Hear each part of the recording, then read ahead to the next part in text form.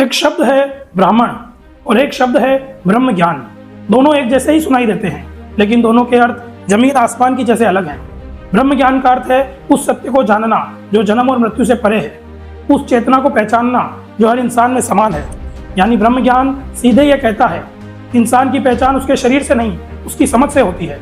अब सवाल उठता है, अगर यही सनातन दर्शन का केंद्र है तो फिर ब्राह्मण एक जाति कैसे बन गया? असल में शुरू में ब्राह्मण कोई जाति नहीं थी। ब्राह्मण एक भूमिका थी, एक जिम्मेदारी थी।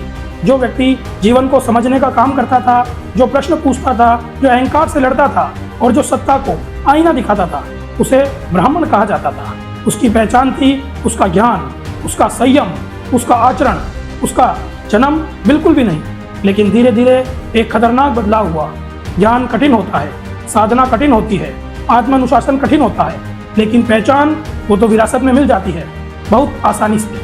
और इंसान अक्सर कठिन रास्ता छोड़कर आसान रास्ता चुन लेता है।